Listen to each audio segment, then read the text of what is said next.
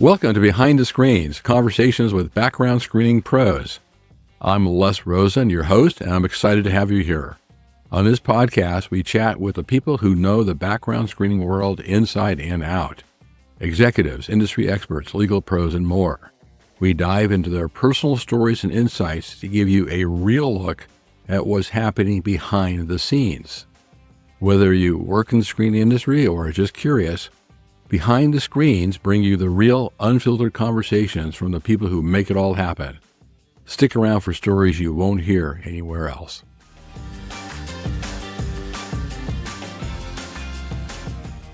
Hey, ladies and gentlemen, welcome to this edition of Behind the Screens, Conversations with Background Screening Pros. And today we're very fortunate to have one of the real pros in the background screening industry, Melissa Foyles. Melissa, how are you today? Doing great. How are you doing, Les?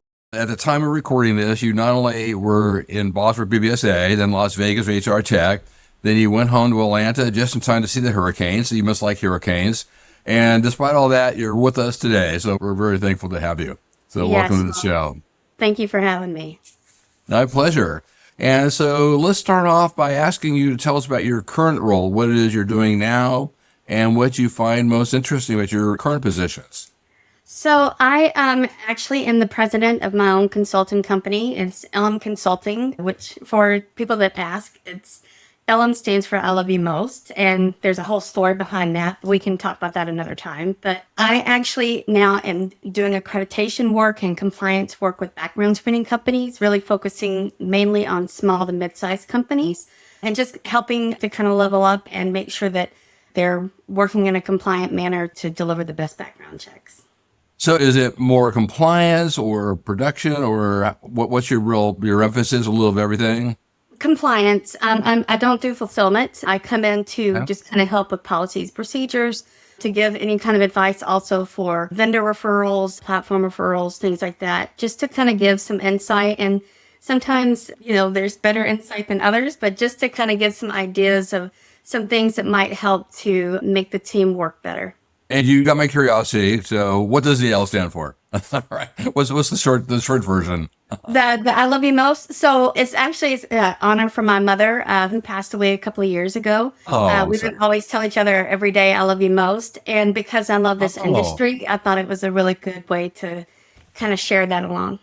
Oh, that's fantastic. Well, thank you for sharing that. It's very nice. Now, so you obviously just didn't suddenly hang up your shingle and become an expert in compliance. You have a really interesting career path. Tell us about your path to get you where you are now. Yeah, so I started off with LexisNexis, if you remember way back when, after they had taken over Choice Points. And I started in small business sales, and then I worked in account management when we became First Advantage. And I took the plunge to work with a very small startup company called the Sedelius Group, that they were really just getting started. I was 2 years into the industry, so of course I thought at the time I knew everything. Which now we know is not true. But so I came in to work with them, and it was a husband and wife team, and we worked through our accreditation together. So I learned so much in that time doing the accreditation, which I think is part of why I have such an affinity for it. And then from there, wound up going to some other companies, but then a company, ISB Global Services, actually asked to purchase the Sedelius Group, and when they did, they asked for me to come back with them. So that's where I was for the last 5 years, and working with them to transition all their accreditation work and then to get them accredited with the general accreditation, which they're one of 14 companies in the world that have that distinction. That's the new accreditation standard? Yes. Okay, great.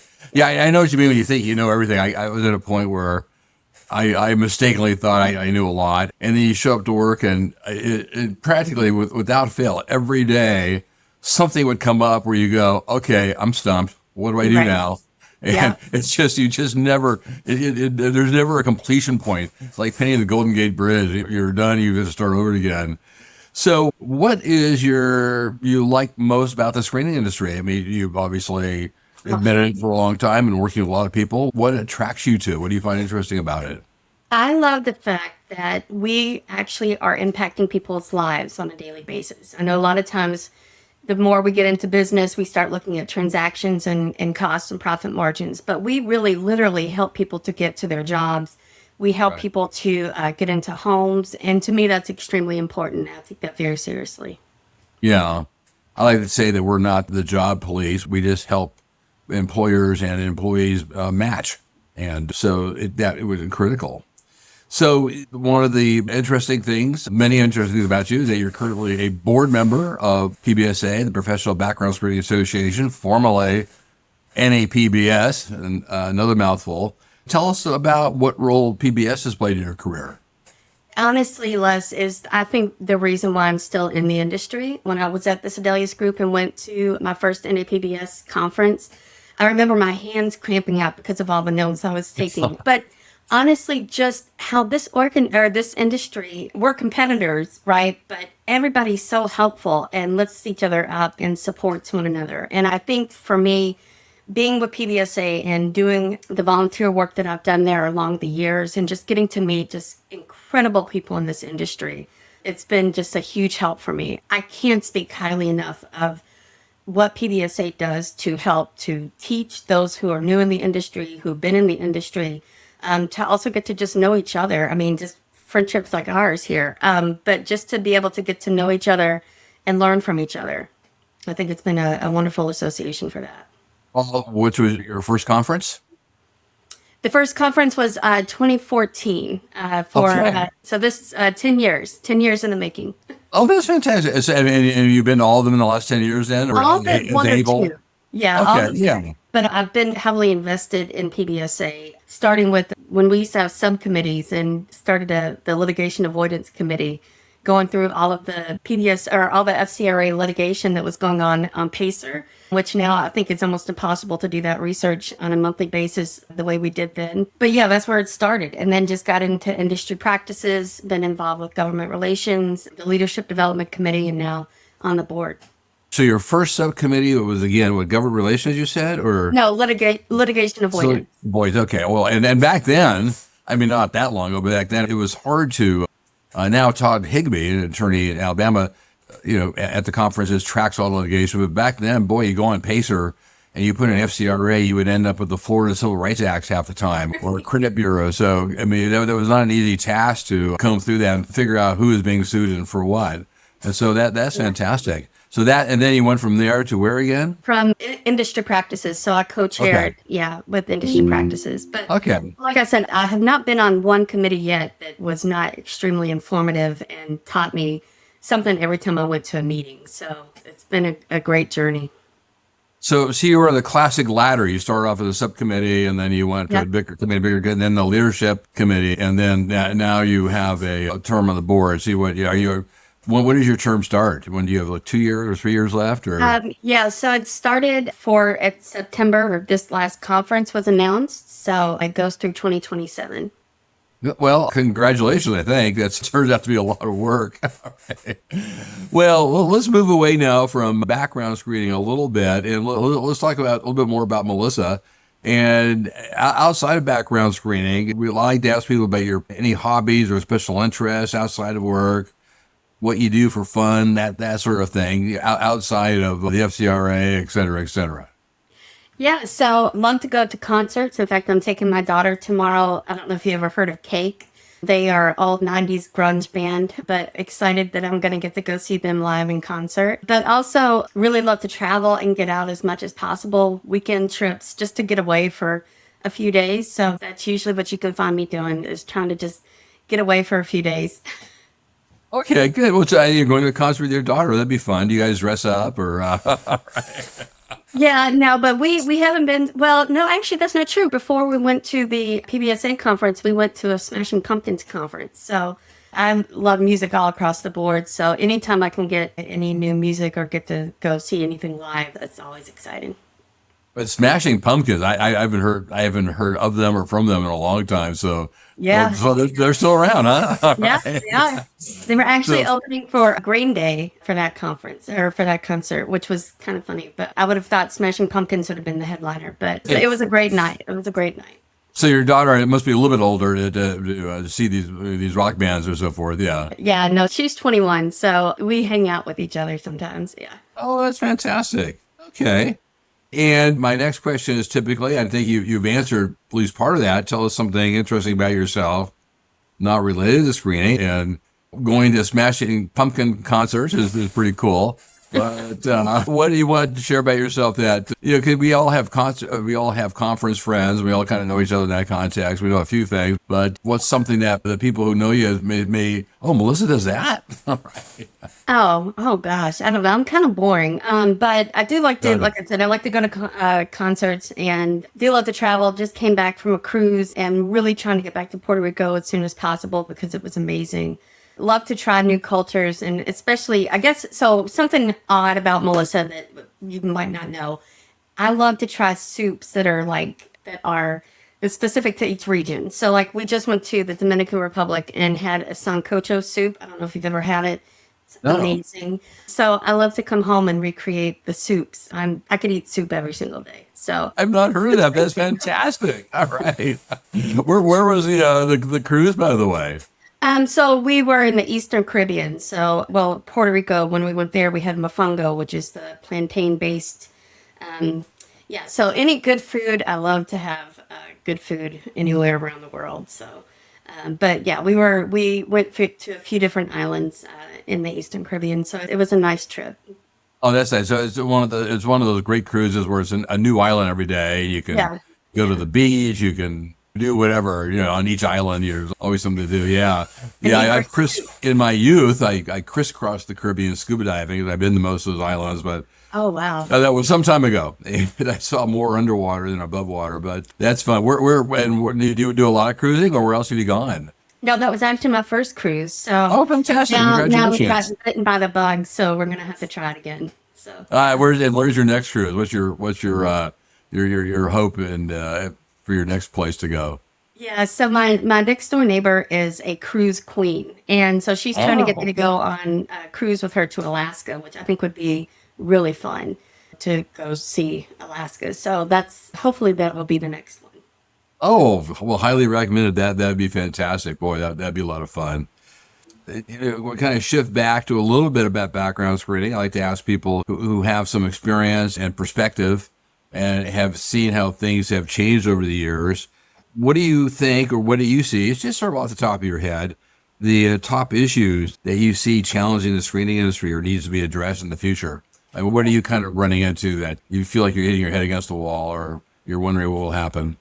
I don't know if it's hitting my head against the wall, but it's been very interesting to see all of the mergers and acquisitions and that we've had a lot of rifts in the industry. So there's a lot of really amazing people right now that are without work. And so I'm really thinking that we're going to start to see new CRAs start to pop up and to see some of these experts that have been in the field for a while come out and bring some new emerging technologies out there. I'm really excited to see that. I think that's something that Les, we've been around for a minute. So we've seen it ebbs and flows, right? So I think we're just in that next wave to see that kind of come about. So I'm really interested to see how that's going to impact new companies coming out and just see how it impacts the whole like landscape of the industry.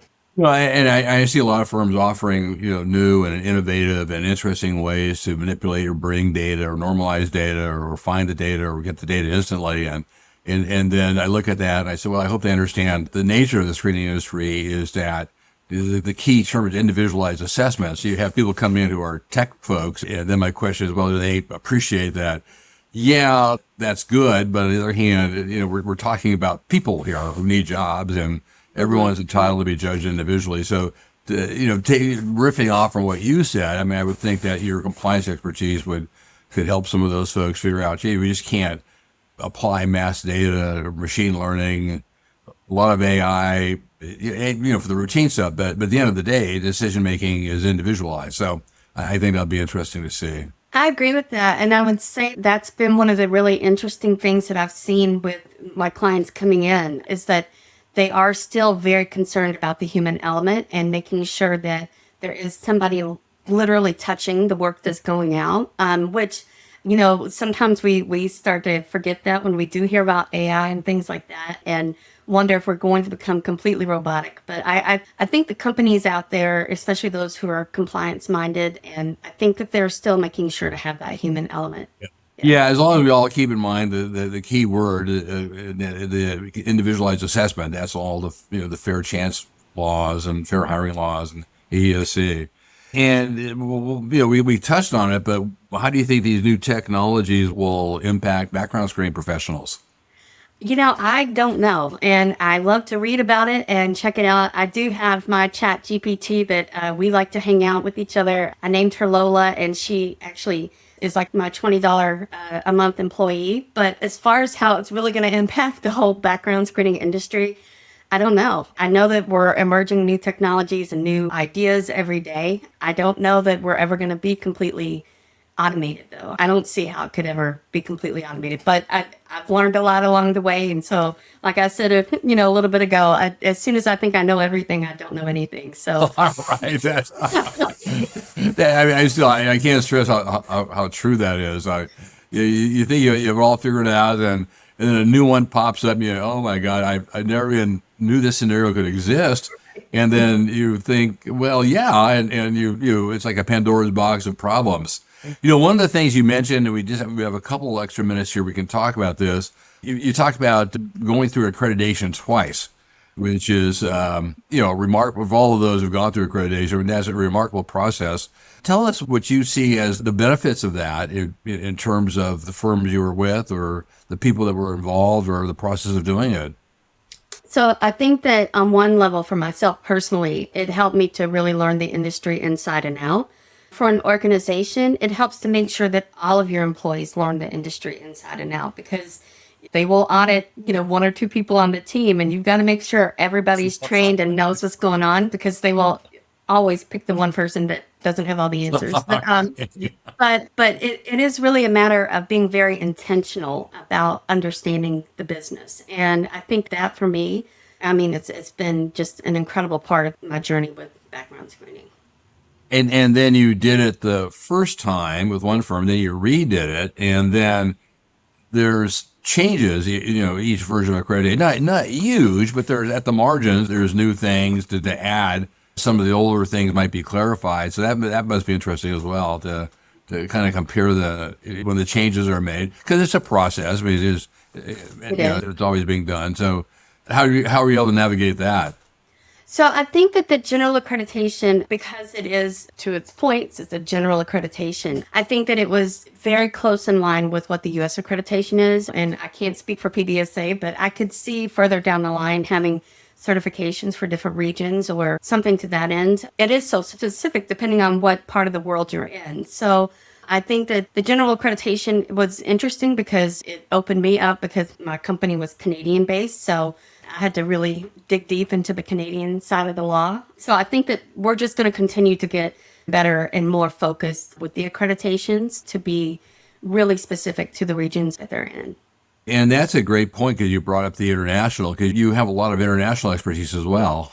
Yeah. When did that start? When did you transition from being domestic to having this whole world of international, which is immensely complicated, in my view, at least? Well, when ISB actually purchased the Sedelius Group, so then as a Canadian-based company, which is interesting because we're so used to being kind of U.S.-centric. Me working for U.S.-centric companies, working for a Canadian-centric company was very different. And getting to learn the differences in how they view privacy, how they view background screening as a whole. So it really opened up my eyes to that. And then with that, also going and researching into GDPR and just how very specific and rigorous that is, which is a whole different ballgame. But it really kind of opened up my eyes to the way that we see things in the U.S. and our litigious nature here in the U.S. And that there's other countries that are more, I guess you want to say, reasonable focused, that, let's do something that's reasonable. I think sometimes in the U.S., just because of how litigation's gotten so far out of hand, that it's not always reasonable anymore. It's kind of gotcha. But so that's kind of opened up that perspective as far as just getting to work in the Canadian side. Yeah. No, I thought I heard you say, that a lot of the U.S. has been sort of, and I got you. You fill the dot and I across the T, and suddenly there's a class action lawsuit, even though no one's been hurt, compromised, and injured in any way at all. And of course, a lot of law on that. So we're not here to go through all the legalities of it, but it just adds to the mix of what you need to keep in mind. Yeah, well, honestly, and how different countries even view having background checks and how they impact employees. And it's very interesting. And I'm excited to always learn more about the international perspectives because it is so different based off of the region. Yeah, I've always written that every country is an adventure. Every country is different.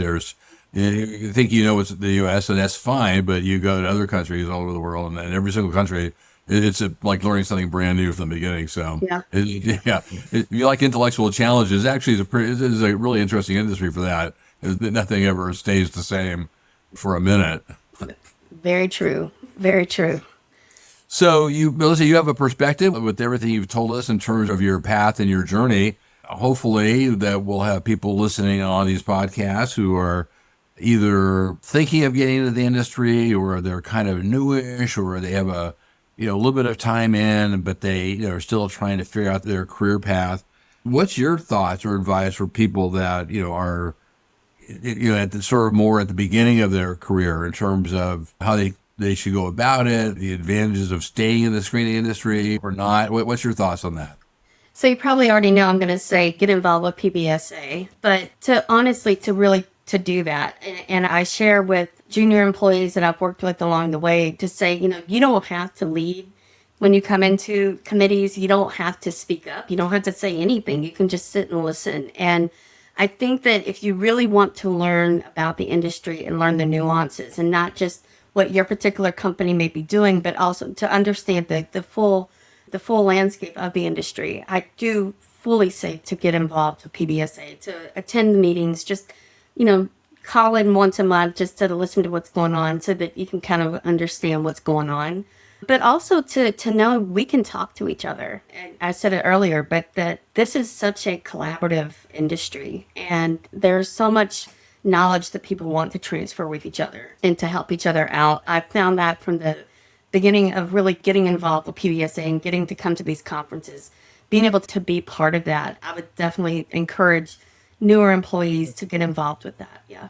One of the things I hear in this podcast series, and you've also, I think, had the same experience, is that one of the other advantages of PBSA is that people seem to form close friendships beyond just conference friendships. Has that been your experience as well? 100%. Yes. Yeah. Some of the best people in the world, I think, are in this industry. So, yes. Oh, that's great. Okay. Do you have any other closing thoughts that you'd like to share and about your own journey or about the background screening business or anything that comes to mind at all? The microphone is yours.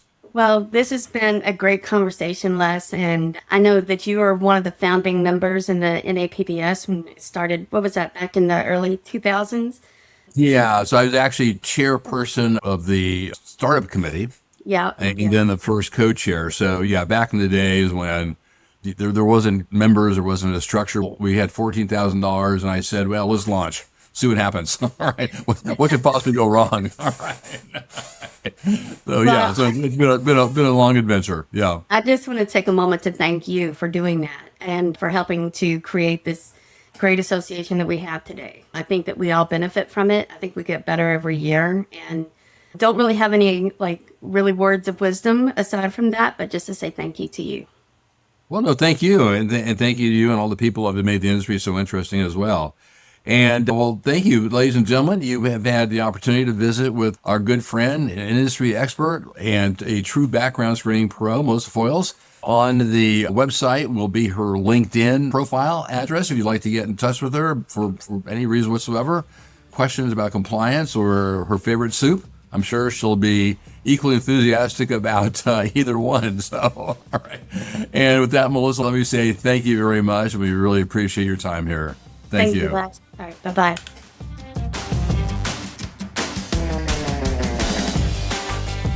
All right. That was yet another wonderful conversation with a background screening pro. If you enjoyed today's episode, don't forget to hit subscribe so you never miss an update. And hey, if you got a moment, we'd love for you to leave us a review. It really helps get the word out. For more info or to catch up on past episodes, or to make suggestions or to suggest possible future guests, head over to our website. Once again, this is your host, Les Rosen, and it's been a pleasure to bring you another episode. See you on the next episode. Thanks.